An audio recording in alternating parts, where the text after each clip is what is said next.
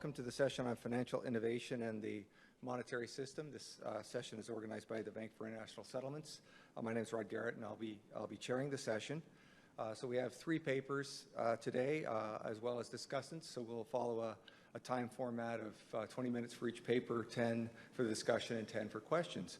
And so we'll just get started right away. The first talk is by Alan Finkelstein-Shapiro. So Alan, please go ahead.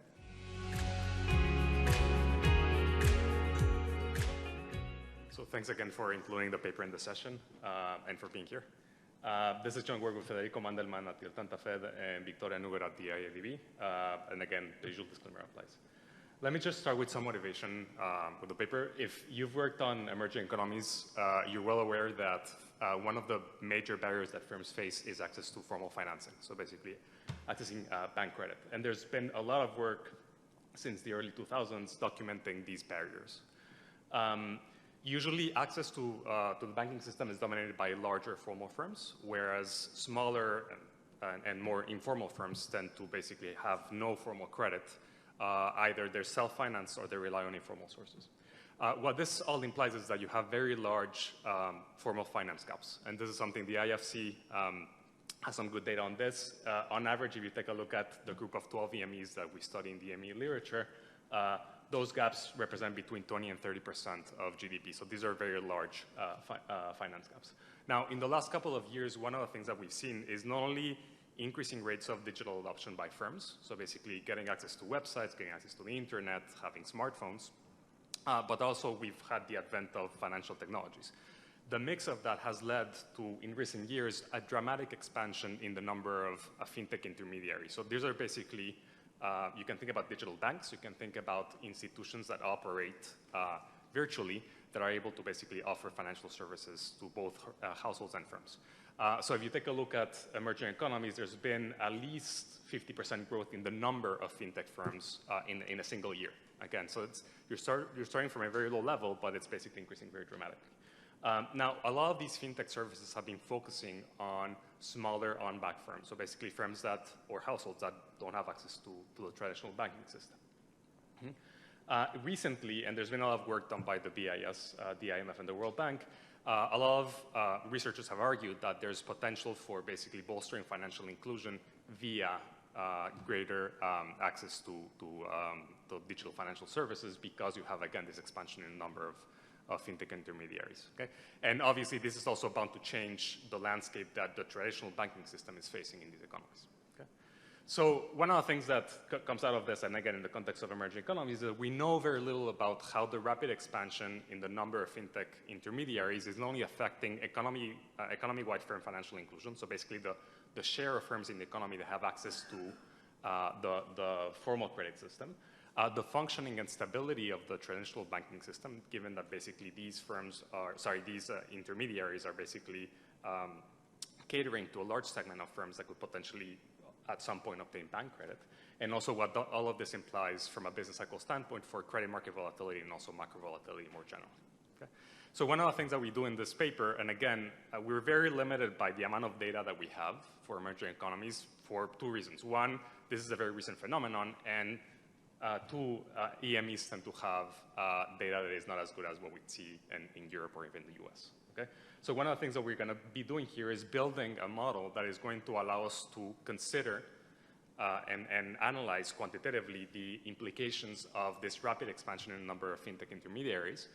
We're gonna be able to say something about the extensive margin of firm financial inclusion.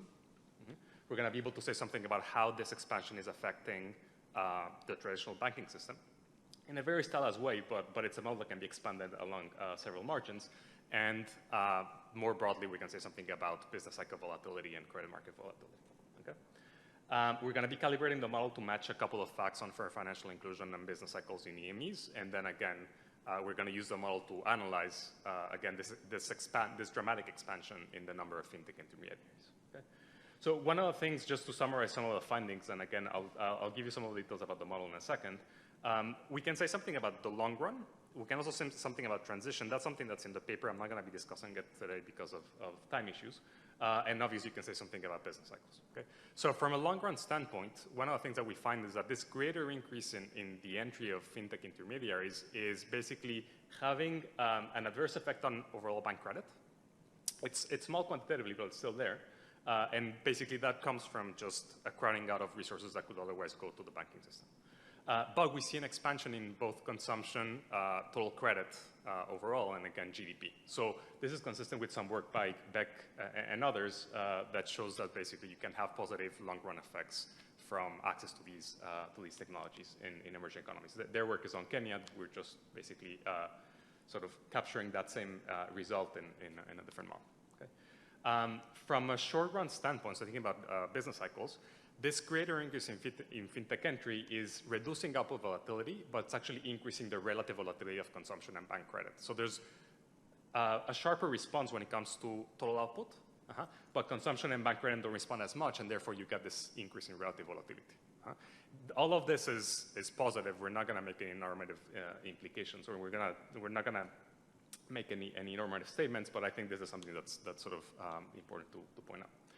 Now, one thing that's really important when it comes to the long-run effects of this greater entry is that it very much depends on whether this is supply-driven, and I'll mention what this means in a second, or demand-driven. So whether this comes from lower barriers for fintech intermediaries that enter the sector and then start lending to firms, versus basically lower barriers for firms to actually adopt the credit that these intermediaries are offering. So when you take a look at the supply side approach, so basically just making it easier for fintech firms to establish in a given country and operate, that doesn't really have that much of an impact on firm financial inclusion as a whole, i.e. the share of firms that have credit doesn't really expand, at least not quantitatively.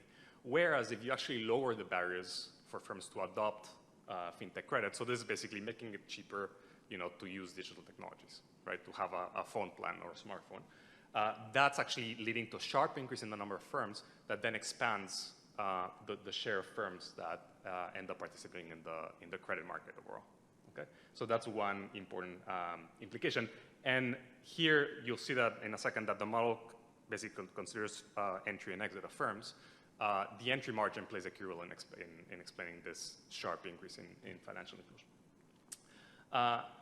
The other component here is that when you have greater entry of fintech firms, that puts downward pressure on the average fintech lending rate. And that's actually a key driver of the positive long-run effects that you get from greater fintech entry. If you have this counterfactual exercise where you keep that interest rate, the lending rate constant, you basically don't get any aggregate effects. Okay? So meaning that whatever the greater fintech entry is doing to domestic interest rates is actually very important, or lending rates. From a short run or business cycle standpoint, it's this mix of lower interest rates with basically the presence of domestic financial shocks that explains the reduction in output volatility. Okay? If you don't have this notion of domestic financial shocks, so these are going to be basically shocks to lending spreads, you're not going to see any meaningful change in volatility. Okay? So this is, to us, we have a couple of shocks in the model that are, the typical shocks that we have in EMEs, so foreign interest shocks, productivity shocks, and these domestic financial shocks. These actually matter for changes in volatility. Okay, so a couple of things about the model. One of the things that we like is that you have this model where you have a notion of, there is a segmented credit market to the extent that you're going to have on-back firms having access or potential access to fintech credit, whereas basically larger or more formal firms are only going to go for bank credit. Now, in reality, in some countries, larger firms might be using both fintech credit and bank credit. We're not allowing for that in this model, but you can modify to have that, and it's not going to really change any of the results.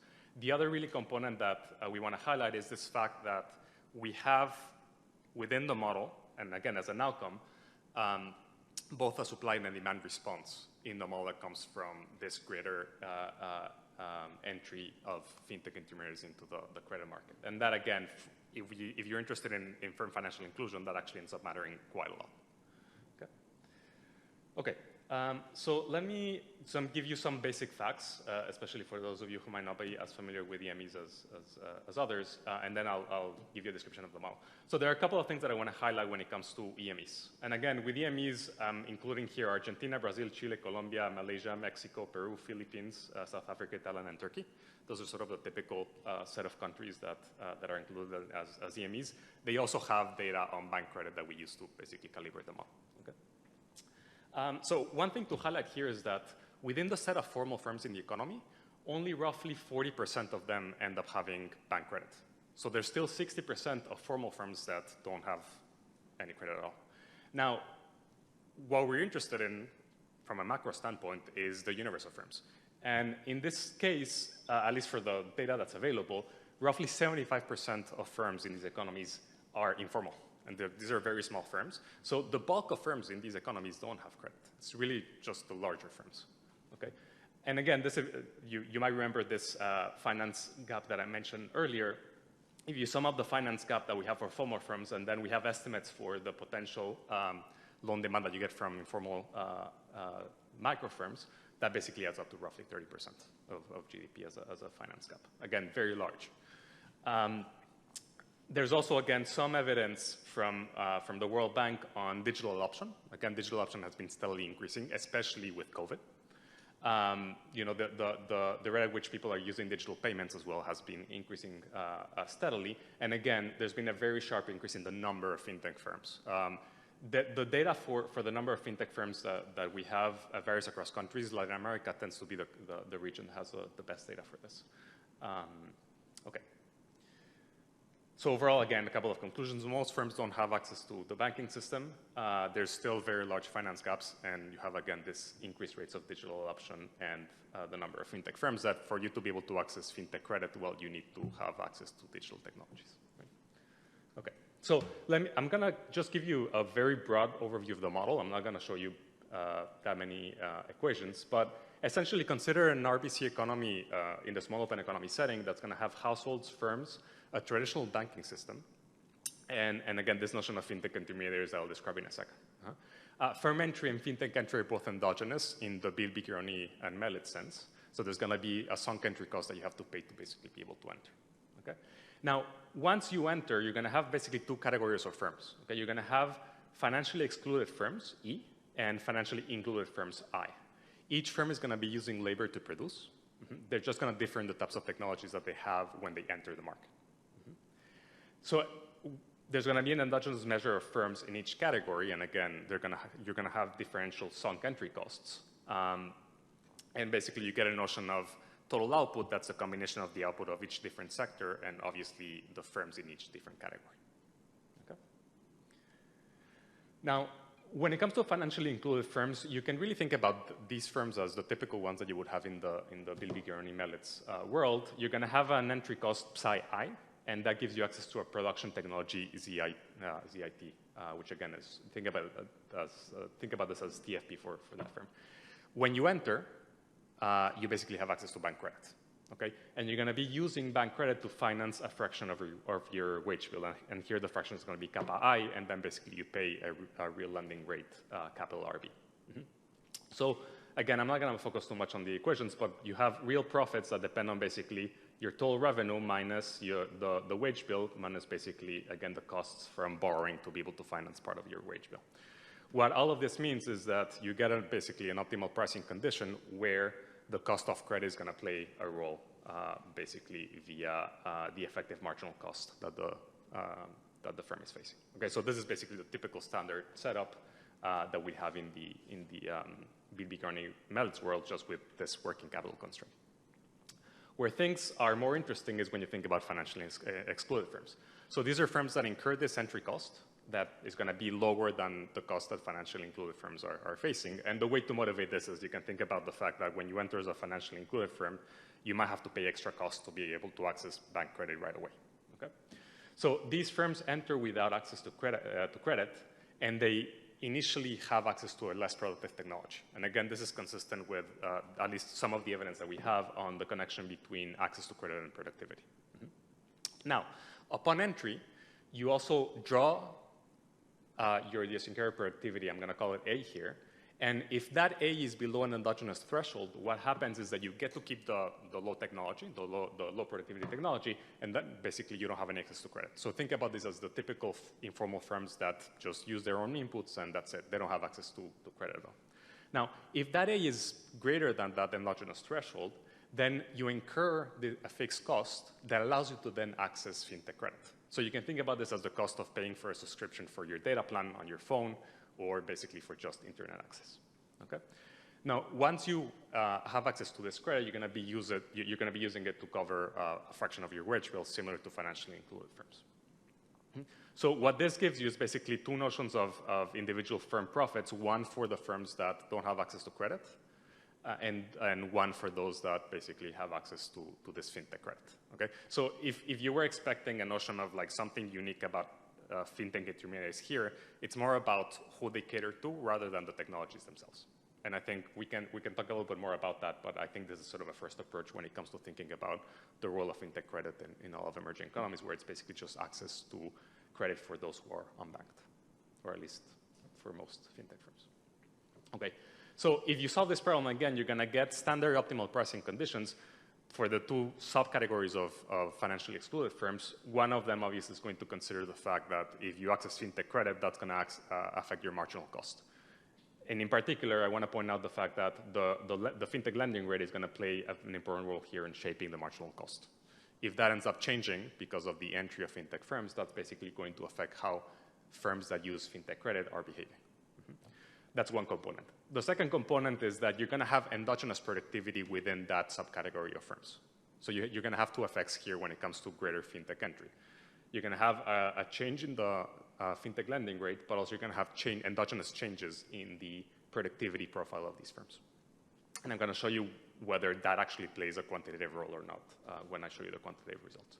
Now, if you take a step back, what you end up getting is effectively endogenous measures of firms in each category: for financially included firms, for financially excluded firms overall, and then for each subcategory within that financially excluded subcategory.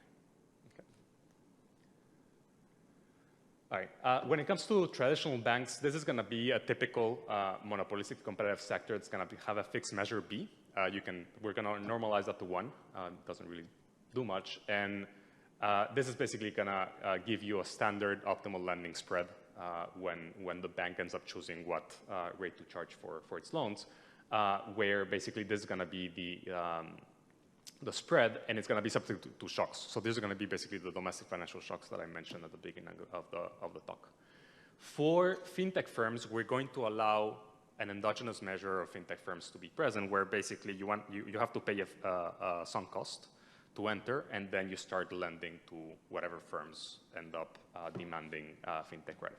So you're going to have a similar condition when it comes to the optimal individual fintech lending rate, where given that you have this endogenous measure of fintech firms, there's going to be a difference between the individual average lending rate in fintech versus the aggregate one. And the aggregate one is going to be the one that's going to change as you have more fintech firms entering the market.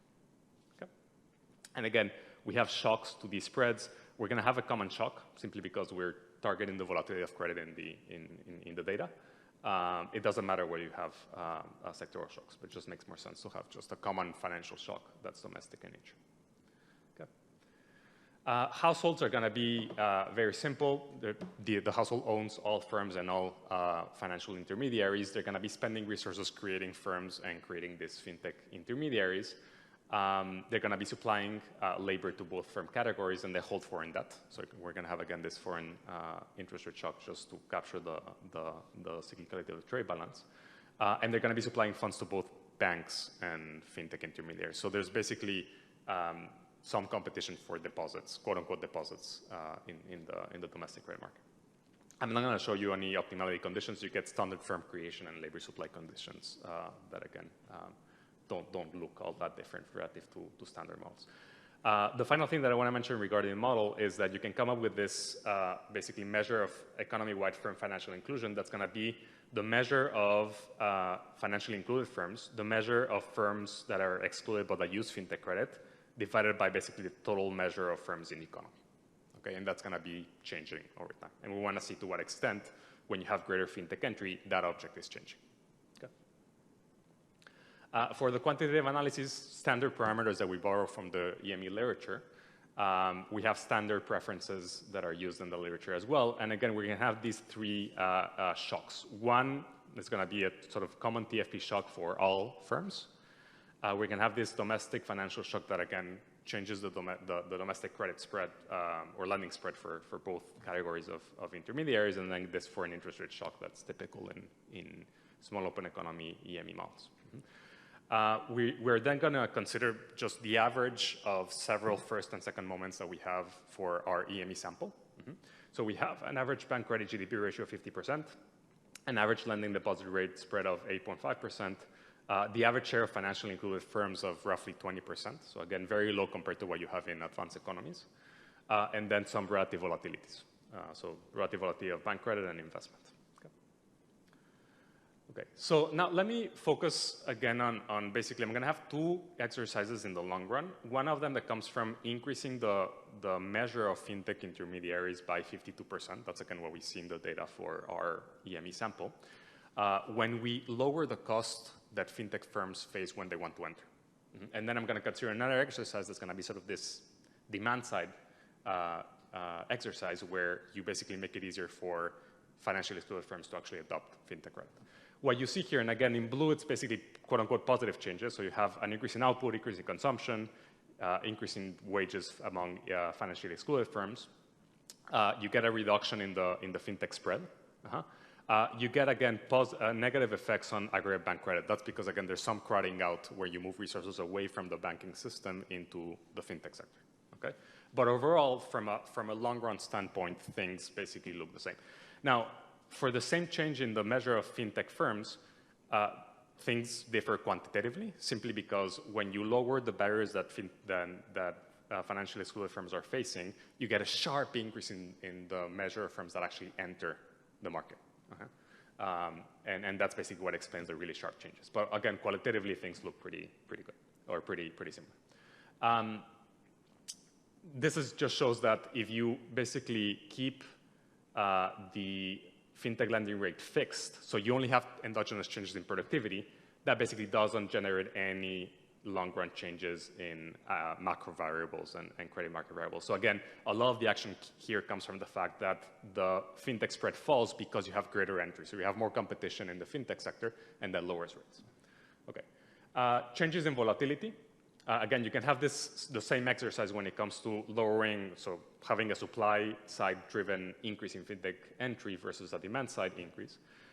What happens here is, again, you have a reduction in the volatility of output, but then the relative volatility of consumption, investment, and then down here we have bank credit, those increase. And again, that's because the reduction in output is greater than the overall reduction in the volatility of consumption and in all of these variables.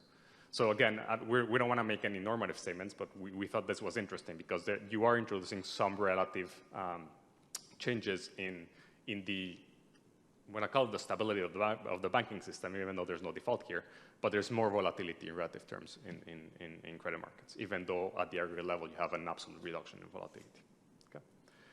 Again, a lot of this comes from the fact that you have domestic financial shocks. So if you look at impulse responses for technology shocks or foreign interest rate shocks, even if you increase the share of fintech firms in the economy by 52%, you basically don't see any changes in volatility. Okay, so this is telling you something about the domestic credit market landscape and the shocks that landscape is facing, that those matter when you consider changes in business cycle volatility. Okay? Okay, so let me stop there. Again, let me just conclude. Again, there's been a dramatic expansion in the measure of, or in the number of fintech intermediaries in EMEs in recent years, and we have a model that allows us to quantitatively analyze what is happening or what could happen from a business cycle standpoint. It's a pleasure to have the opportunity to comment on this paper.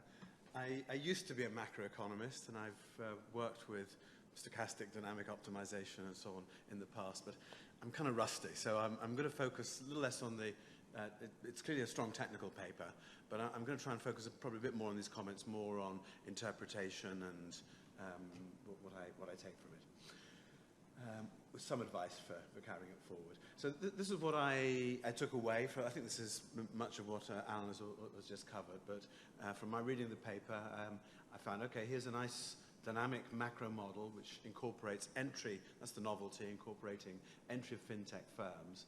And it's building on a recent strand of literature, which I have to say was unfamiliar to me, with endogenous firm entry, which seems to be quite a neat way of getting a range of macroeconomic dynamics. And there are three underlying shocks: productivity, domestic financial, and foreign real interest rate shocks, which I guess that's established as you can capture much of the observed data in emerging markets through that combination of shocks. And then the model is calibrated by matching in the usual way, matching parameters so that it can reproduce the moments of the data. And it explores the impact of two forms of development. I think that's one of the interesting points, is distinguishing the entry of fintechs themselves, so that could be, you know, a regulatory driver or something. That's actually pretty important, because the development of, so I guess one of the things I could be saying is you could probably enrich a little bit more the institutional background to motivate what you're doing. So motivation here might be the very different attitude that regulators have had in different countries to the emergence of fintechs. In some countries they've been very cautious. I think they're coming round and they're being more supportive nowadays. But that's fintech entry could be very much associated with regulation. And then separately, the ability of firms themselves to access fintech-based credit. Again, there's another parameter to capture that. And as you were mentioning, that could be to do with access to mobile phones, though I think there's a variety of other institutional characteristics which would matter there as well. So robust identity systems which help fintech lenders in identifying, being common who they're lending to. Payments technologies, which of course related, which would give sufficient prior history to enable those more digitally orientated firms to access. So again, more institutional. I think this is a sensible distinction. You could support it with more institutional background. And both lead to an expansion of fintech credit, but it's only B which really has making it easier for firms to access fintech credit that has this financial inclusion effect, which is ultimately about small firms being able to access credit through the fintech lenders. And another difference is the nature of I don't think you commented on this, but it struck me as quite important. Obviously, this is a model with a steady state, and then it evolves, adjusts towards it. When you have fintech entry, it's a little bit boring. I think it's just kind of trend towards it. But you get a kind of overshooting effect when you have this lowering the barriers to firms accessing fintech credit.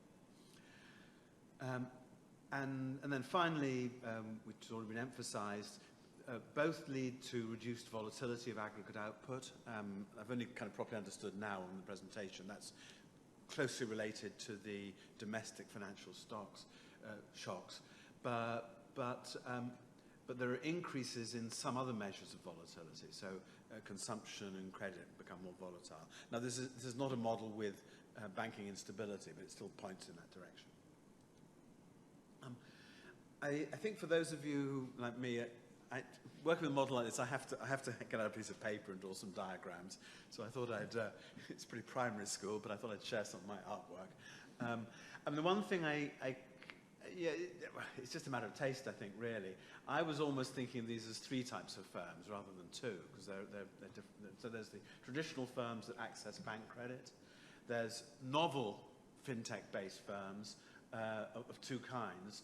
There are those which, because of this underlying productivity, this draw from this parameter A, are able to access credit from fintechs. And then there's others which they're novel firms, but they don't get access to credit. At the time they're formed, and that's a decision for, there's a representative household that's making many of the decisions in this economy. So at the time they decide to create new firms to enter either the first sector or one of the final two sectors, they don't know what this unexplained parameter is.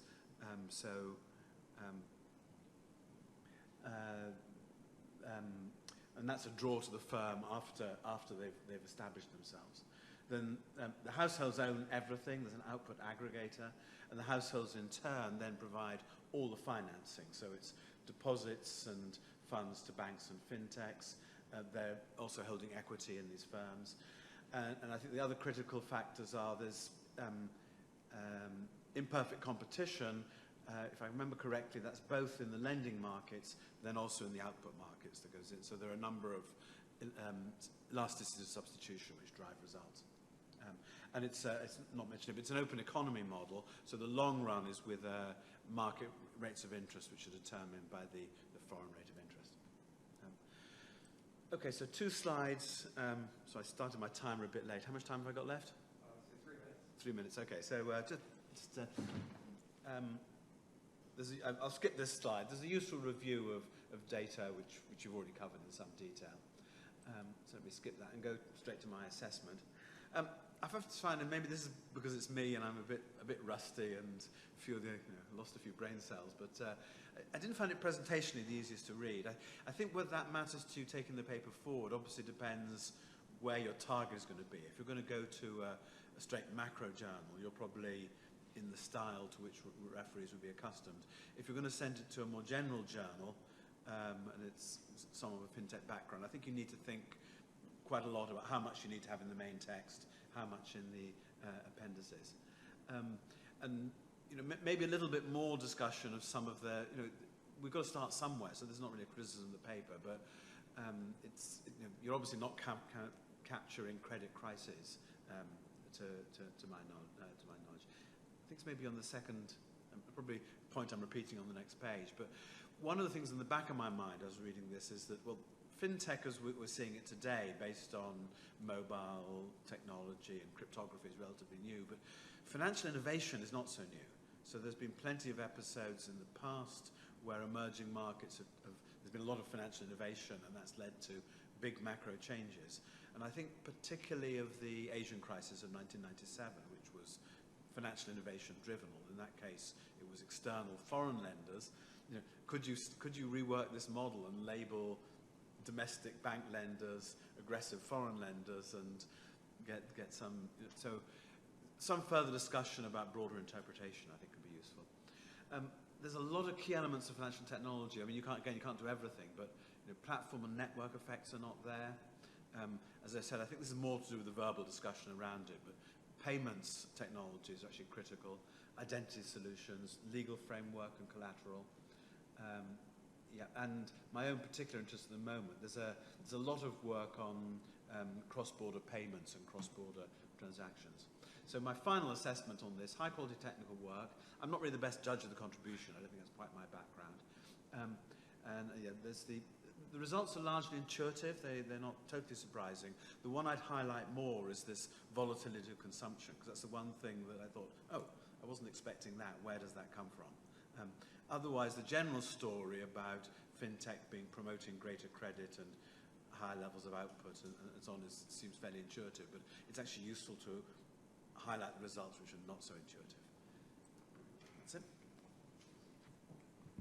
Great, thanks. Thank you for that presentation and discussion. So I guess first, just maybe a minute if Alan wants to respond to anything, and then we'll see if there's a question. Yep. Thank you so much for the discussion. Yes, I mean, I agree with all the points that you mentioned. I didn't talk about the transitional dynamics because I think it's either volatility or transition for 20 minutes, but that is, I think, it's a more recent result that we added to the paper, and it's very interesting. Point about credit crisis, yes, I think we would need a different model to be able to say something about those types of crises, but we should mention that as well. And the other thing that, again, for those of you who were expecting sort of deeper modeling about fintech, and I think Leonardo has a paper on this, that I don't know if you went to the session on big tech and the macro implications of big tech. That's sort of the way to go. Here, it's mostly about having 2 separate credit systems that basically target different sets of firms, which is, at least based on what we know about EMEs, that's what you end up seeing, that you have, again, this large segment of unbacked firms that are being targeted by these financial intermediaries. Yes, so the other thing is, as you mentioned, regarding the technologies that we're using with fintech, one of the things that we have to do is go back and see whether we've seen episodes of the adoption of new technologies and what that does to sort of macro dynamics. Yes, so thank you very much for all your comments.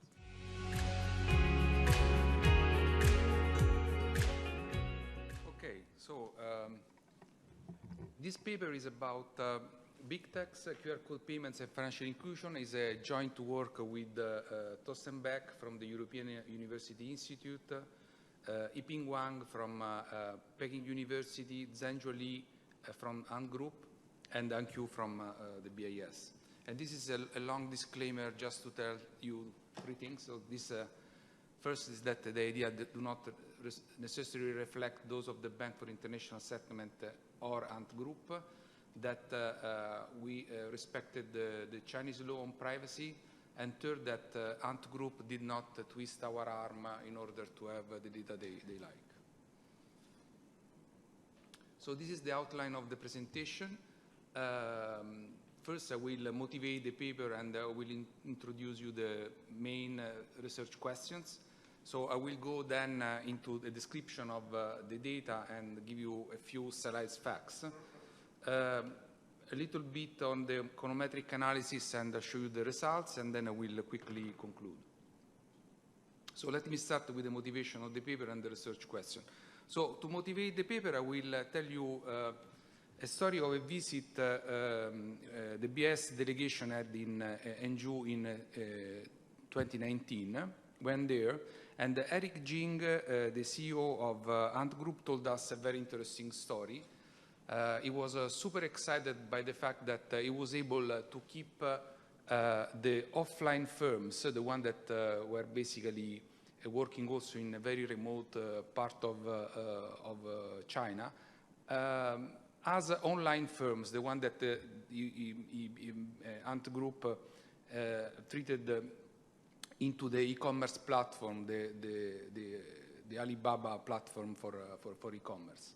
And the story is very simple. He said, oh, this happened through the QR scan code technology, because the Ant Group went to in these rural areas everywhere in the country. They promoted this QR code payment technology, and through the QR code payment, they were able to collect a vast amount of payment transaction data, and to create a sort of a database for each entrepreneur.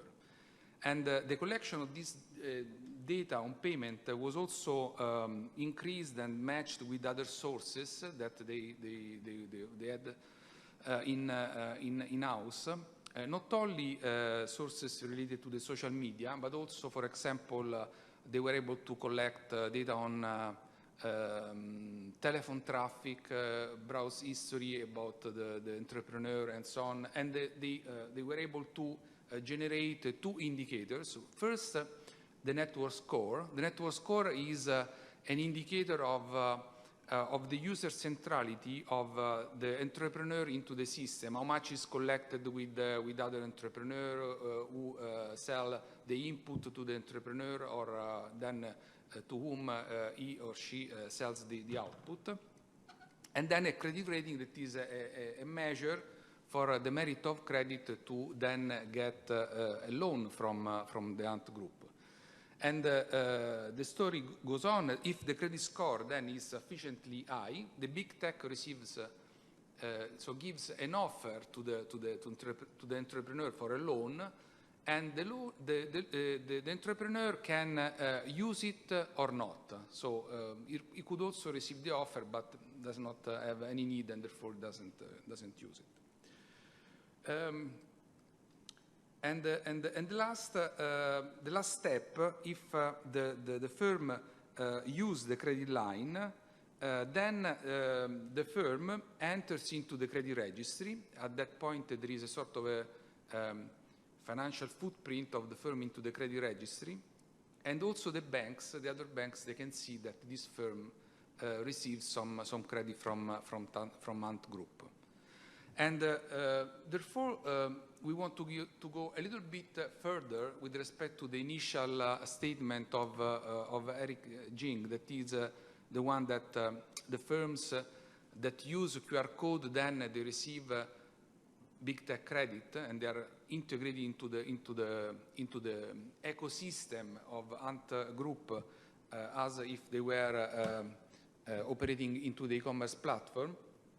But we want to go one step further and say and see if this disclosure of the firm's type is private information only for the big tech, in this case Ant Group, or there are other ways through which this way to solve or mitigate asymmetric information problem could be useful also for other financial intermediaries such as banks.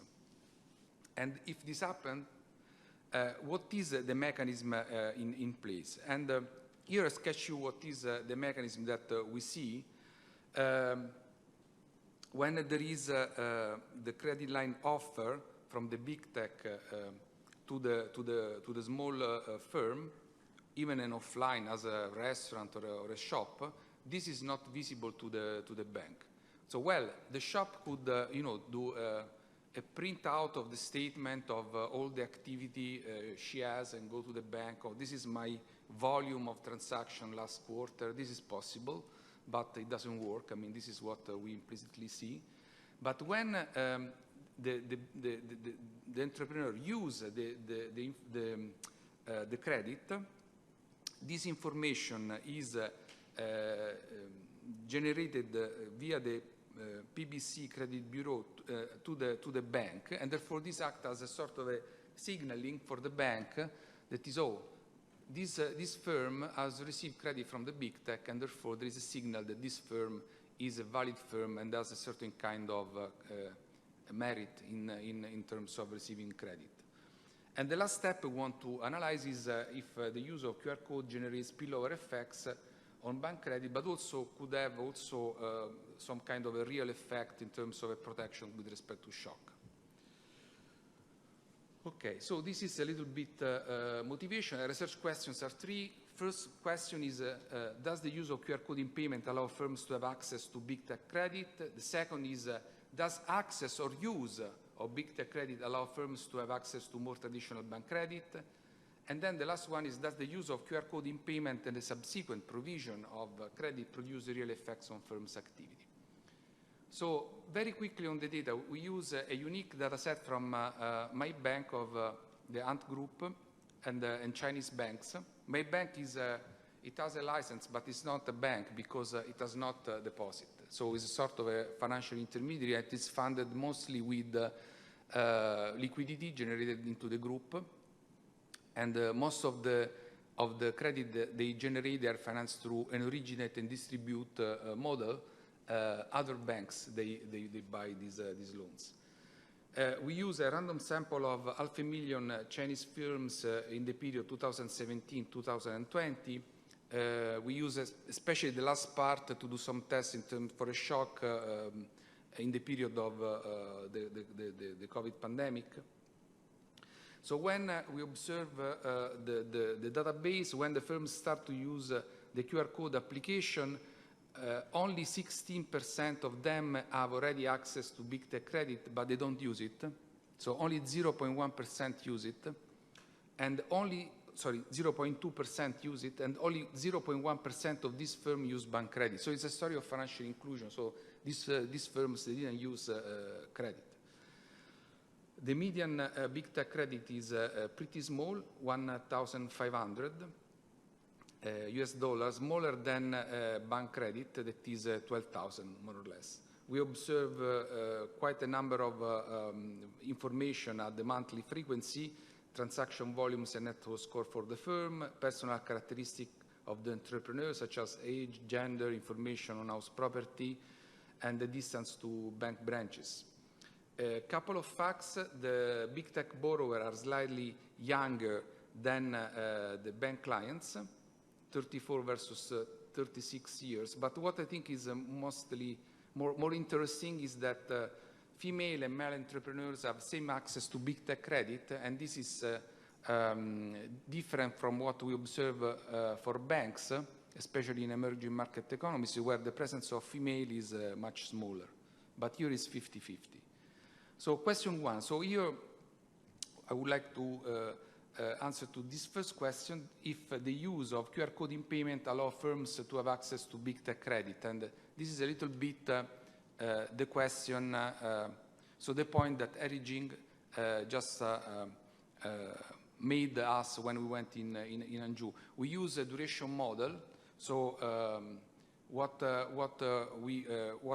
I show is simply the probability that a given event is likely to happen at time t. So this is, for example, in this graph is the probability for a firm with a QR code to receive a big tech credit offer. And we have the months from the date when the firms receive the QR payment scan code. And then on the y-axis, there is the probability. And you can see that after 1 year, the probability is roughly 60%. And after 2 years is around 80%. And then it reached 87% in 3 years. So the answer to the first question that was already what the CEO of Ant Group told us is yes, they receive credit, and it is because of the use of the QR code. So the question 2 is, does the access or the use of big tech credit allow firms to have access to more traditional bank credit? So this is the question about the spillover effect. And let me start with simply a duration model that highlights the probability for a firm to use the bank credit when it starts to use the QR code. And as you can see, the probability is very low, so it doesn't work. So it's not the use of the QR code that allow to a firm to have access to the bank credit. It is not the big tech credit, the other source of funding. When we consider different form of bank credit, it is a total unsecured, it is a credit line of secure, and we split between the firms that they use the QR code, but they have no access to the big tech credit, and they use the QR code, but they have access to the big tech credit. Yes, there is an increase, but it's not so large. So only 3% after 3 years of the one that have access to my bank credit also have access and use the bank credit, but the increase is not so significant. Well, it's significant, but it's not economically sizable. The real difference and the real increase, it is present when we divide the firms that they use the My Bank credit and they don't use the My Bank credit, so the big tech credit. In this case, you can have a large increase in the probability to get to use a bank credit after 3 years in terms of 15%, with the lower probability for the credit line and even lower for the bank credit. Sorry. For the secure bank credit is a mortgage, and this because of the presence of collateral. And let me just briefly go to the question number 3. So does the use of QR code in payment, subsequent provision of credit, produce real effects on firms' activity? Here we have 3 kind of tests. The first one is about when this loan product to the firms that use QR payment was initially launched. That was in August 2017. The second test is effect in normal time. So we considered all the period 2017-2019. And the third test is specific to the COVID period. We compare a period of pre-COVID and after COVID. And we have in the model a post-treatment dummy, and this is the dependent variable is the logarithm of transaction volume. So this coefficient could be interpreted in terms of the growth rate of credit. And we can see that at first glance, these 3 tests are conducive to a positive effect of having access to big tech credit in these 3 episodes that is the introduction of the product in normal time and in COVID shock. But when the product was launched, the effect is 9% in terms of increase. In normal time is around 4%. And during the COVID shock, it was higher, 20%, and this because we'll discuss maybe later, but I want to anticipate that it was mostly due to the situation in which there were liquidity needs for firms. And we have a bunch of control for this test. But let me go deeply one test at a time. So first test is about the launch of the new product. So here what we do diff in diff with the propensity score matching. So you can see prior to the launch of the product, these two groups, the control and the treated, are very similar growth in terms of transaction volume. But after the provision of the credit, the big tech credit, the transaction volume for the one that had the credit access increased by around 9%. That is the value that you have here. It is reflected more or less here. Second test in normal time, same effect, but we do basically a rolling, so 3 months before, 3 months afterward, and these 3 months afterward, we have for every period a different control and treatment group. But when we replicate this for the whole period, the normal time, the effect is significant, is around 4%, but is lower with respect to the one that we had at the beginning. And then this is the last test using monthly data during the COVID period. We consider September 2019 till June 2020. This is the shock. Again, propensity score matching shows that the two groups are pretty much similar, but then with the drop of during the COVID period after the Chinese New Year, the firms with the big tech credit access, the transaction of these firms, they grow more than the one without the big credit access. And this is interesting because it's the first test that shows that this kind of credit during a situation of shock helped the firm in terms of having more liquidity. Very briefly, let me just remind you the main takeaways of the paper. So first, the creation of a digital payment footprint allows firms to access other financial services and products offered by the big techs. So the use of big tech financial services and transaction data generated via QR code generates spillover effect on the bank credit. But as I said, it's the inclusion of the firm into the credit registry that is sort of a footprint, showing the footprint of a financial footprint for the firm. It's a sort of a signal for the bank that these firms maybe is eligible. And then last point, I show you that the real effect of the QR code credit are economically relevant, especially in the case of the COVID shock. And I stop here. Great, thank you, Leo. That was right on time. And so now we'll have the discussant, Alessio Reghezza. First of all, thank you very much for the invitation and for letting me discuss in this paper, which I find very nice. I mean, very timely and very topical. And also the literature is growing, but still limited, I guess. So I have a few comments. To be honest, the paper is very well done, and you will see that my comments are mostly related to the third research question. But let me summarize 1 second, just a few minutes, what the paper does. So basically, the paper investigates whether the quick response code actually can have a financial inclusion implication, okay? So basically, what the authors, they do is, okay, there is, the transmission channels are very simple. There are firms that are using the QR code, and these should be reflected into higher credit given by this big tech to them, and consequently, there are effects at the firm level, which we can say at the macro level, and also spillover effect to more credit to the banking sector. So basically, there are 3 research questions, very simple, very clear, very well done. So again, let me repeat 1 second. So the first research question is whether the use of QR codes in payment allows firms to have access to big tech credit. Then the second research question is whether this access, as I said, has spillover effect to the bank, to more bank credit.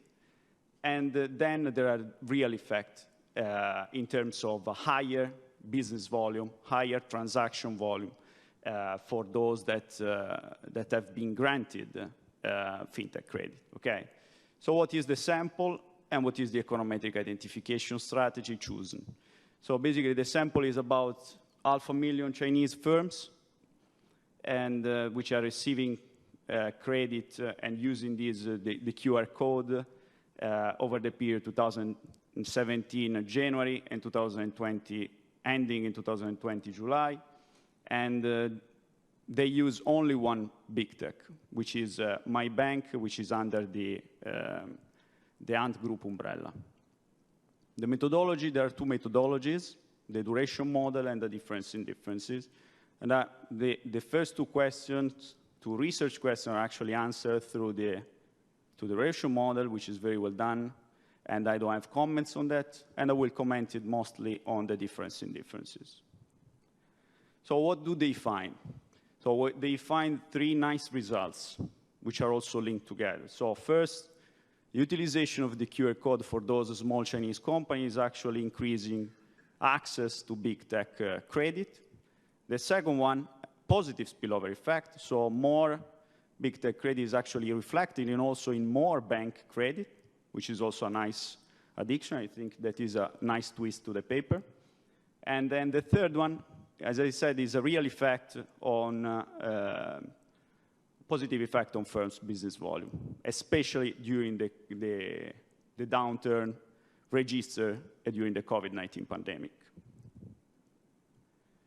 So general comments, as I said, not really much to state. The paper is clear and econometrically solid, and the contribution is also great for the fintech literature, the academic fintech literature. It's also nice crafted. So some suggestions. First is the sample.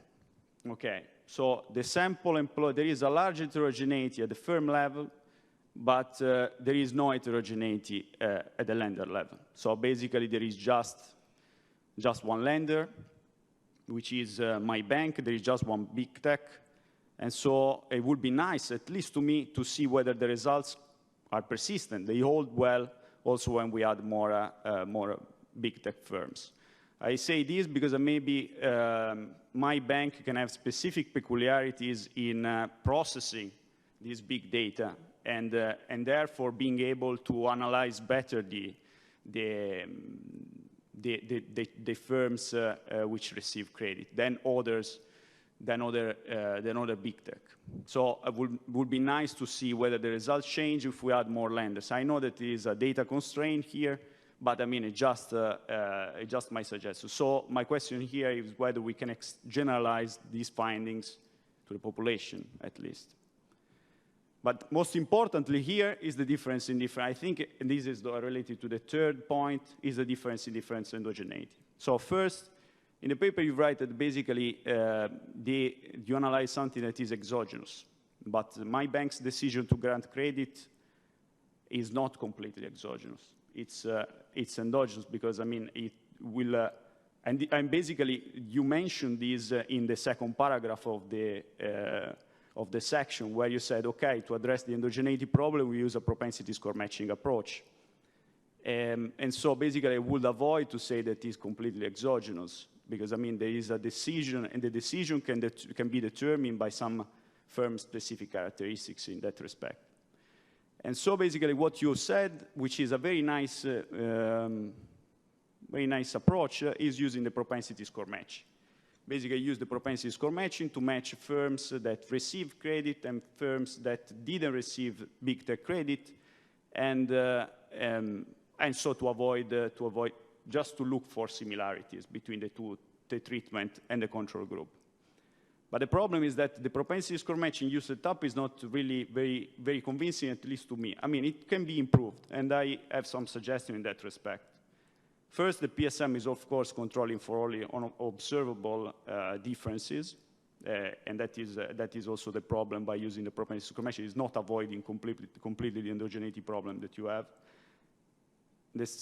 What you can do to improve it is make it a little bit more tight. And what I mean for tightness, I mean that you are using a PSM with replacement, so allowing a control group to be repeated, to be matched again to a treatment.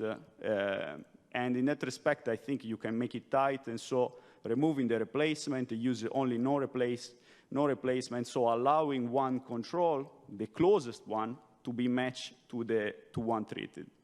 That can be also a nice addition, for instance, to be put in an online appendix to make sure that a referee is not going to ask it. Then it's not quite clear to me whether the balancing properties or the common support assumption is met. So basically, the idea of using the PSM here is making two groups similar. The problem is that I don't see any table where I see that the transaction volume is actually, after the application of the propensity score matching, is actually not statistically different between the treatment and the control group. So, and in addition to that, I would say that, again, something that is lacking is the number of, you said that you use the nearest neighbor, which is completely fine, is widely used in the literature. But what is missing is the number of neighbors that you are actually using. So it's 1, it's 2, it's 3, because if you use 5 neighbors, then you're not applying, it's 1. Okay, so if it's 1, okay, probably, or I miss it in the paper, or it's not specified. And then again, something that you maybe want to use is an alternative matching method. For instance, now there are the coerced and exact matching that is a completely new PSM and is getting more popular in the academic literature. So why I say that endogeneity may be a problem? Because I see very large point estimates. So I think at 10% increase in transaction volume on a very short period of time is pretty huge. And so, I mean, I'm not sure it's also very convenient. At least to me, it's difficult to buy. But again, it depends. It can be an omitted variable bias, and then changing the estimates and the coefficient. So at 20% considering the COVID period. But again, I mean, transaction volume can depend on many things. If you are not controlled for, then you get an estimate that is too big, or in that case, I think 20% is already large. And then there are no control for other policies that may be implemented during the pandemic that push the transaction volume up of those Chinese firms receiving big tech credit, for instance. So maybe you want to control a little bit better the section number 3 of your paper, which again is the one that I find less convincing, although the first 2 parts are very well done and very convincing. There are minor comments, but we can avoid that. Great. So, Leo, I'll invite you to respond to the discussant's comments. Thank you very much. So, Alessio, great comments, and I'll take all of them on board, do a little bit more exercise, and I will amplify the annex with additional tests. No, thanks a lot. So, let me just discuss this point one at a time. So, one lender. Yes, I mean, it's of course, it would be great to have two big tech introducing a similar, let's say, technology contemporaneously, and see if there were differences. And in that case, we could have also established what were the business characteristics of the big tech lender that were more important to have this effect economically meaningful. But I think it is not possible. We don't have, at least at the moment, another case that we can compare. There are certainly some peculiarity of big tech in terms of managing big data. So they are very skillful and they are efficient, and there are plenty of papers that basically point this. So I think that we can claim that the introduction of QR code is certainly a necessary condition to get the data and then to process the data. And then, of course, if the big tech is not able to process the data, yes, I mean it's useless to have more data. So together with the QR code payment system, we need a good lending technology, a good credit scoring technology to process the data. On the diff in diff, the three tests are a little bit different. The first one, what is pretty much exogenous to me in the first case, is just the introduction of the product, because this was not anticipated by the firm, and the COVID shock is also exogenous. What is not exogenous is in normal time, and therefore we rely on a bunch of dummies in the table. You can see the various dummies to compare the effect prior to the introduction and afterwards. In terms of the size, 9% in 3 months. In terms of differential effect on transaction, I mean, it's economically is important, but I don't think that is a number that is extremely high. And also the 20% that we obtain in the COVID period of 7 months is something that it's plausible effect. But we'll check these alternative methods, and maybe that we have to redefine this quantification. But thanks again for the very good comments.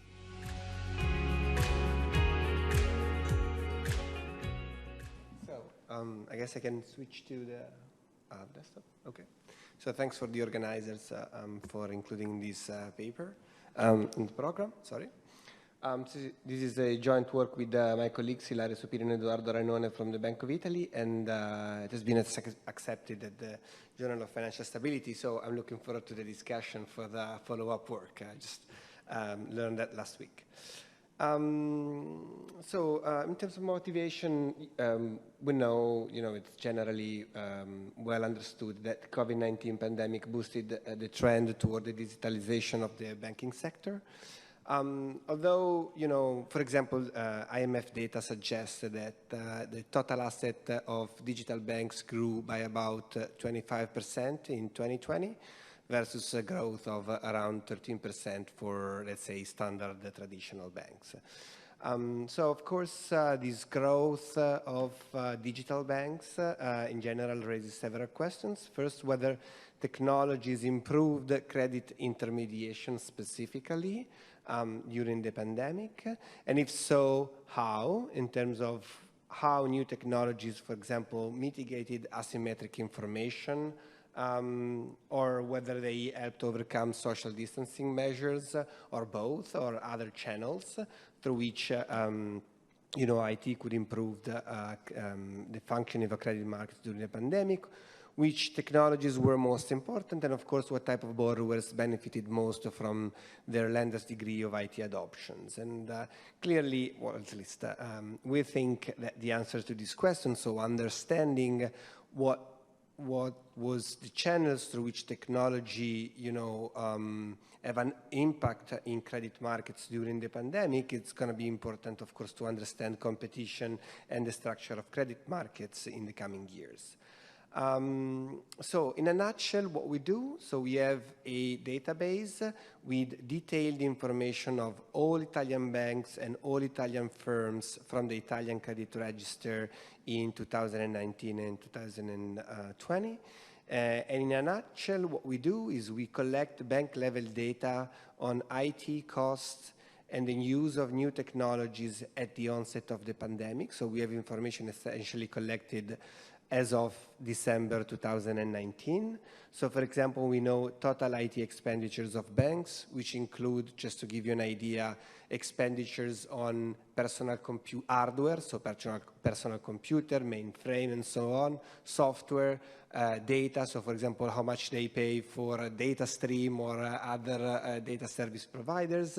We even know how much they pay banks employees that are engineers dedicated for the management of the IT, services activities of the bank.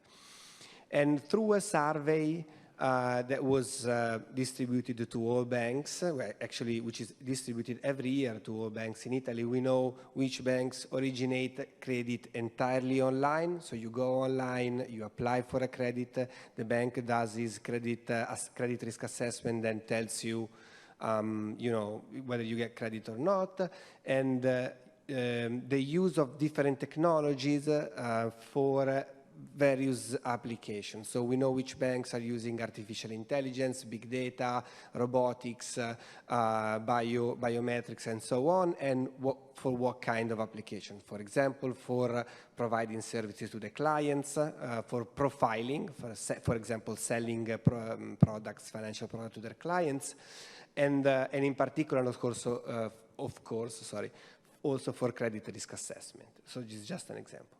Then we have all this data at the bank level about the use of technology and IT spendings in general at the bank level.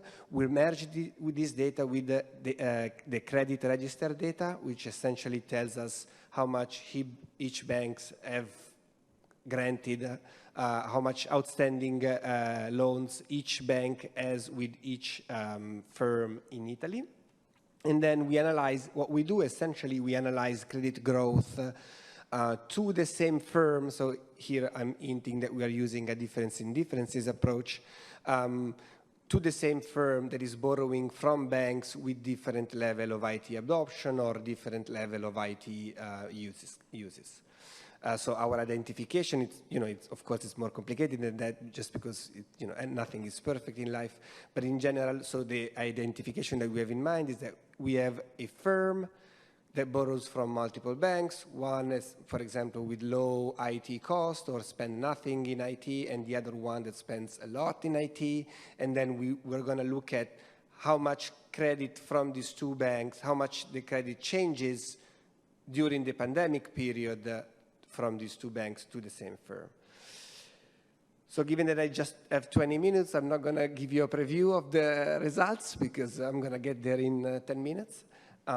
Actually, I didn't take time, sorry. So what I'm going to show you right away is just some aggregate evidence with the relationship between the IT ratio, and for IT ratio, I mean the ratio of IT expenses over total operating cost.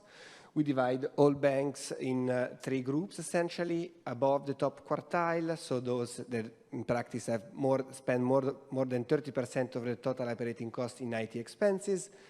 Middle quartiles, 15-30%, below 15%.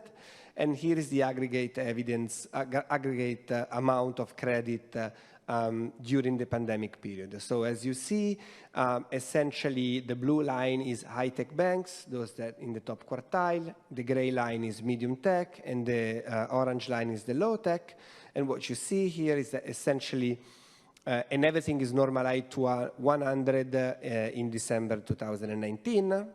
And what you see here essentially is that there's some variation clearly and some trends going on, but what you see is that essentially for medium and low tech, more or less we can say that credit is roughly constant with some variation. Instead, for high-tech banks, there was a pre-trend period clearly, but there's also a steep acceleration. So at the end, essentially between December 2019 and 2020, the high-tech banks grew by 15%, 14%, while the other two more or less, so much less, more or less, they stay constant. So now what we do is we deep dive into this evidence and we go into the micro level data. So here the level of analysis is the bank-firm time relationship. So what we have on the left-hand side of this regression is that we have the log growth of credit from two firm I from bank B in the period T minus K to T. So let's say second quarter, third quarter of 2020, and of course before that. So we regress the log growth of credit on a number of variables. So what I want you to focus on is that we have these capital I and tech B, which is the capital I is a dummy pandemic, so is a dummy equal to 1 if the period has the pandemic essentially, so it's the second quarter of 2020 or the third quarter of 2020, and it's 0 otherwise. And the tech level instead is the IT ratio that I showed you before. So beta essentially is the relationship between the bank's IT ratio and the credit growth to the firm from that bank during the pandemic. So there are a number of empirical issues here. I'm not going to claim that I'm going to overcome all of them, but we'll do our best. So we have essentially two types of endogeneity issues here. We have a demand-side endogeneity. So, for example, we might have that bank's IT is correlated with firm credit demand. So, for example, you have high-tech banks operating in an area where there's the pandemic hit very hard. So in that area, strong effect of the pandemic, high demand of credit because firms tried to compensate the fall in revenues with some credit, no? And in those areas just operate a lot of high-tech banks. And so there's a spurious correlation between tech spending and credit, but because of demand, the correlation with demand. So how we control for this? We have a firm time fixed effect. So this theta IT. Sorry, I can use that. So this theta IT controls for any observable or unobservable heterogeneity at the firm level. So we can do this, it's a standard identification approach, but to do this we have to be able to include that firm effect, and so we have to restrict our analysis to multi-borrowers. So we must have multiple observations for the same firm. So we must have multiple lenders for each firm. So the second type of endogeneity, which is very relevant, is a supply side, clearly. So banks' IT can correlate it with other banks' characteristics. The typical example is managerial ability. Just high IT banks are those that have better managers, and better managers were able to, have the bank work better during the pandemic. So here we don't have a smoking gun. We just have a very rich set of controls that, trust me, it's just the regulatory data on each bank. So we also have a lot of banks' characteristics that control for managerial ability, business model, type of funding, productivity of the bank, and so on and so forth. Results. Let me just check the time. So essentially, so these tables just focusing on the right-hand column, which is the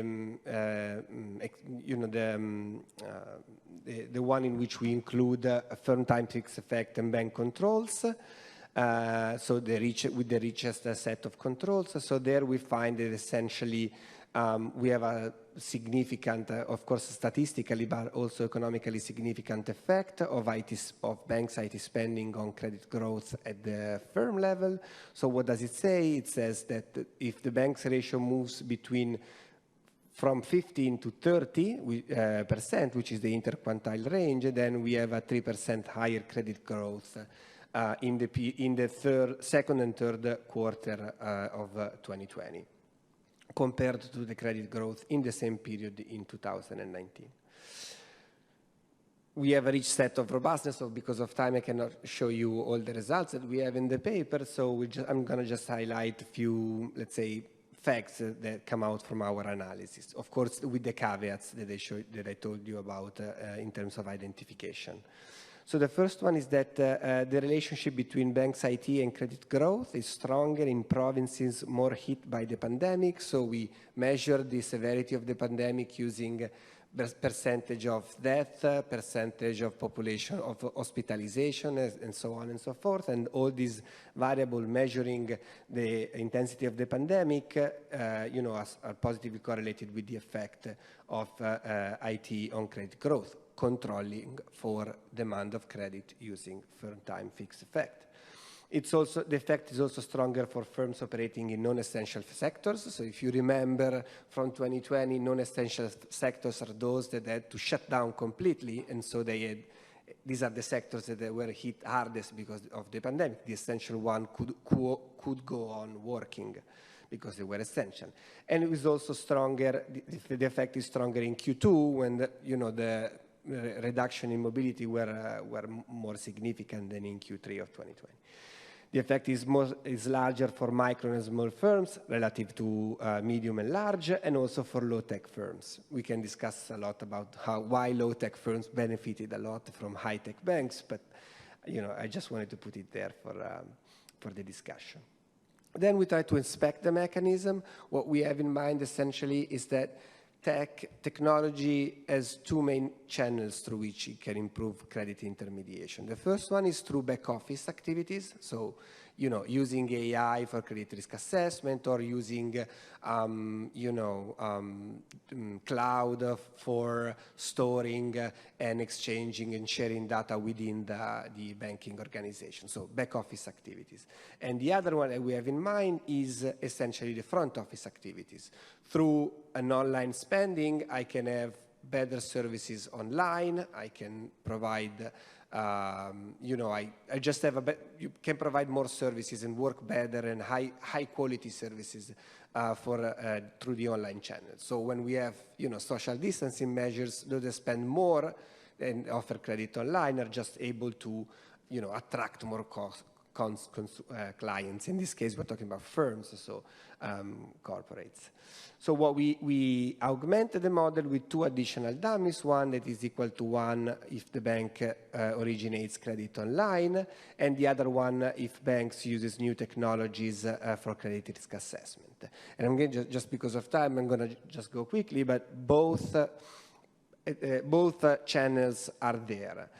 In terms of quantitatively, it seems that the credit online was much more important during the pandemic, but also the online, the use of new technologies for credit risk assessment was also significant and also economically meaningful. Then we have another set of results that I found interesting particularly, is that those about geographical proximity. So what we do, we augmented the baseline model with another dummy, which is branch, which is equal to 1 if the bank has a physical dummy, a physical branch in the municipality where the firm's headquarters is located. So essentially, these are banks that have a branch close to the firm. So what we expect and what we confirm, our idea is that those banks that operate only through the branch in a period with the pandemic just faces a lot of problems to provide credit, and so this dummy branch alone should be negative. But if interact with what we find interesting is that if we interact the branch dummy with the technology spending, we find a positive complementarity, so a positive beta and significant, of course, in terms of statistical significant, meaning that there's some sort of complementarity between the physical presence of the bank close to the firm and the bank IT spending. So the quality of services, in our interpretation, the quality of services that can provide online. We have, okay, let me conclude. So what we do is we study the relationship between banks' IT adoption and credit during the pandemic. I hope it was clear enough. So what we find essentially is that, we corroborate a common argument, we think, with strong evidence, so that essentially IT helped bank provide credit during the pandemic. We found some interesting results about the mechanics. So credit online was important. The new technologies for credit risk assessment were important. We find also this complementarity between the physical presence of the branch and the online. So I think these results talks about this, will bank become totally online in 10 years? Well, it looks like there's some sort of complementarity, so both channels are relevant when we talk about credit. Looking ahead, we have two main questions that we wish to address, we'd like to address in the future. So the first one is credit quality. So a lot of credit during the pandemic because of public support guarantee and so on. How how much will it go bad, let's say in 2 or 3 years, and whether, of course, technology, and in particular IT spending for credit risk assessment, will be somehow useful also or be relevant, have an impact in that direction. And the other one that we have in mind is the question of how much is this permanent? So the pandemic hopefully is over. Some effects will be there. A lot is, for example, for digital payments, clearly the uptrend is there. E-commerce, perhaps not so much. How much of these, benefits of technology for credit intermediation will stick around also, in the next decade? Great. Thank you, Nicola. And finally, we'll have the discussant, Andre Silva. Okay, so first, let me first thank the opportunity to discuss this paper. This is a nice paper, and it was a pleasure working on it. So before I go through the slides, let me emphasize three points or 3 results that I see in this paper. So one is that the relation with investment theory and what we have in the paper. So if we look at empirical evidence on investment occurs in bulks. So which means that there is a certain level of capital for firms and the situation of the environment changes, but firms do not change their capital at once. Or gradually to the new optimal capital. What happens is that the quantity of investment happens only when after some time the firm is so distant to the optimal situation that the firm changes in the bulk the quantity of capital. So we have those changes in investment like that. That can be rationalized if we have a fixed cost for investment decisions. And in a certain way, we observe that in the paper because we see that the pandemic changed the situation, but firms do not change. Some firms change, others do not change, and we see that, which is a good, interesting thing to see. The second result is really the quantitative effects of technological adoption, which is something rare to be able to obtain because it's difficult to obtain identification. And here with the paper, it is possible to obtain identification. And then it is possible to obtain quantitative effects of technology adoption within banks. So banks that have technology available, they are able to provide more credit, which is good too. So another result is that there is innovation in some way works as an insurance. So that was one thing that I was thinking about because firms that already had some level of investment are able to react faster and also reap more benefits of innovation. So those are some results that we can obtain and see in the paper. So let me now go through the paper. So those are some summary points. So with the COVID, there is increased technology adoption by banks. Also, it was an unpredictable event, which helps with identification. And we see the role of IT adoption in bank lending. And this is the main finding. Intermediaries with a high degree of digital readiness provided more credit to non-financial corporations. So some key points of the paper, it's a new database, detailed information bank IT expenditures, and they merge this database with a bank firm level data on credit growth from the Italian credit register before and during the pandemic. And then those are the results again, just to emphasize, higher intensity of IT adoption increased their credits more than others during the pandemic. Now, so let me continue here. So the effects come from the ability to offer credits entirely online, which is discussed by Nicola, and use of digital technologies for creditworthiness assessments. Okay, so this is the data. So it's 2 years of data, 2019, 2020, quarterly data. We have many banks here, about 1.5 million credit relationships. Let me give you some background. So this is GDP for Italy. If we compare, so from 2008, we see that GDP in Italy has this declining trend, but actually from 2014 it was increasing very fast. And here's 2019, and the events of the paper are focused on this period over here, so that decline in GDP. Now let me also give you some background for the pandemic. So this is not from the paper, this is from the paper from this Nature Scientific Reports, which is something that maybe it's good to remember maybe not for this paper, but for other papers and for people that are working on COVID. We now have on our minds everything that happened, and might be easy to get data, but maybe some years from now, if someone reads our papers that are on COVID, it's going to be more difficult to obtain data, so it's good to have this background, or at least how to get the data on COVID. And we see here data on mobility. So this is Italy pre-lockdown, and we see many networks here and many connections with a high intensity, and during lockdown we see much less intensity, which is what the paper uses to identify what firms do. So since firms could not engage directly with the banks, they had to use IT, other forms of technology to have credits. So what is an identification strategy, and why identification works in this paper? First, because there is the stability of IT costs before the shock, so firms were probably maintaining their infrastructure. Italy was also one of the first countries to be hit by the pandemic, which means that the shock was a complete surprise for Italy. So it's unlikely that firms could react fast to the shock or anticipate the shock, which is important for identification.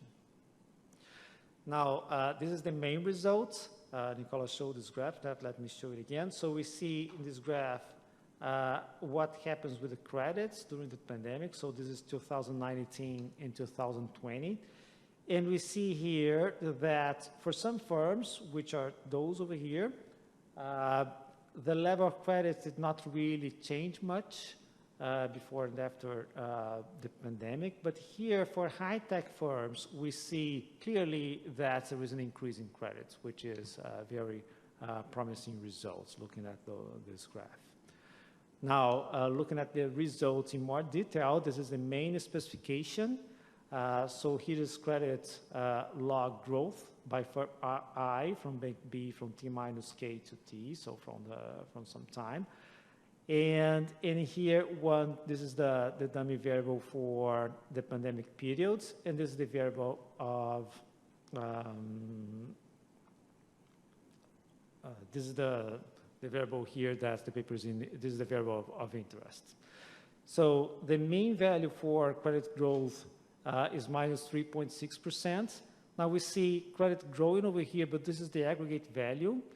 However, we have smaller firms, bigger firms, and when we measure the percentage effects, then we have a negative mean for investment growth, for credit growth.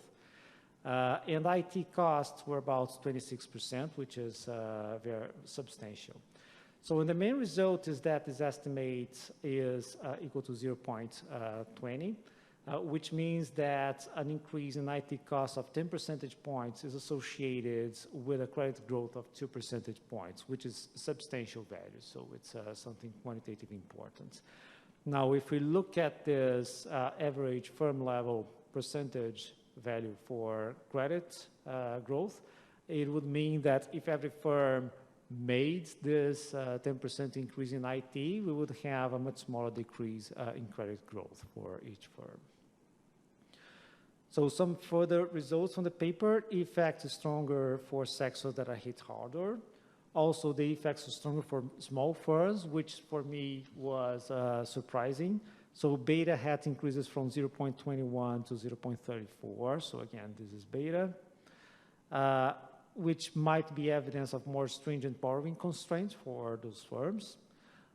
It also, in my view, shows potential for fintechs. So if you think that fintechs have some motivation or some comparative advantage to focus on small firms, that could be especially relevant for fintechs. Now, the increase in lending is related to the ability to assess risks more effectively. Now, also interesting to see the mechanism why we have those results and so on, but Nicola already talked about that, so let me go over. So some comments that I have first is to explore the implications of the results a little bit more, so maybe in other papers. So Nicola gave some examples of paths to continue. Now, my point is that the paper confirms evidence on the positive effects of digital technologies for credit provision. Now, we can extrapolate the estimate for the consequences of future technological adoption. So for fintech, for example, can we answer this question? So is this the case that fintech is able to increase overall credits? It's likely that a decrease in lending costs is going to increase lending. Now, we might also have a reallocation of credit. It can be the case that some firms are able to offer more credit, but other firms decrease credits, and we do not know the overall effects. But maybe with this analysis, we can have some prediction about overall credit. Now, we might have, instead of having the 2 percentage points that we obtained before, maybe this value changes, maybe it decreases because there is this reallocation, but it's interesting to have an estimate of this value. Now, further questions too. So we have surprising effects. The effects are stronger for smaller firms. We could think that bigger firms could be better able to adapt to this kind of shocks, who could explore this a little bit more. And also some other things that we can think about. So one is the role of competition. If we have a country with more or less competition between banks, if the results could be different. Now, the effect of networks, I mean here, so when we have several firms together in a certain region, if the technology is going to work in one way or the other, and also to quantify welfare effects. So if you think about a regulatory institution, a regulator, thinking about what are the welfare benefits of technological adoption. So it's going to change credits, but can we measure that in some way? So maybe the time to obtain credit decreases, and that can increase welfare. Can we measure that in some way of consumption effect and so on? So higher intensity of use and so on. So another question. So for regulators thinking if it's better to incentivize IT adoption or not, answering not only what would happen with the credits, but also what would happen with the consumption and other variables, welfare and so on. So just to conclude, it's an interesting paper. So the paper received those good news that has already been published, so it's good to cite this paper. So fixed investment costs rationalize adoption in jumps, evidence that these costs are relevant, also evidence that IT adoption increases credit provision, and the banks that are already prepared, so it's good to be prepared, they adjust faster. So those are the contributions in summary. So investment theory, technological adoption, and positive effects of technology. So that's it.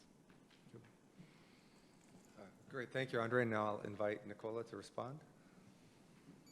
Well, thanks for the discussion. Really, I don't know whether there's something to really answer. I mean, so the first one is that, so you asked questions, so you mentioned, just, not in the, in the order that I remember it. So you mentioned the idea of welfare and also how much, IT invest, could help investments. So if I understand correctly, that is a question that requires a structural model, essentially, or let's say, the reduced form. So if that is the case, yes, that's my dream of estimating a structural model with banking data, with Italian banking data. So I'm definitely looking about it. So in terms of the expansion of credit, so we thought a lot about it. So essentially, because we use the quasi-Mayan approach with the firm time fixed effect, we just restrict it to the multi-borrowers firms. And so we're looking at the intensive margin, no? Because essentially these are already banked. Given, of course, that there are, so we thought about doing the same analysis on the extensive margin. So, and of course, try to understand whether firms that did not have credit got credit during the pandemic, thanks to their bank, to the banks operating in their area because of the IT. So we're definitely looking at another related topic that we thought was interesting was also switching. So perhaps during the pandemic, some firm just borrowed from old-fashioned bank, and they thought, okay, this is really the right time that they want to switch to the, high-tech bank. So that's definitely something that we wanna think about. And that's it. Thank you.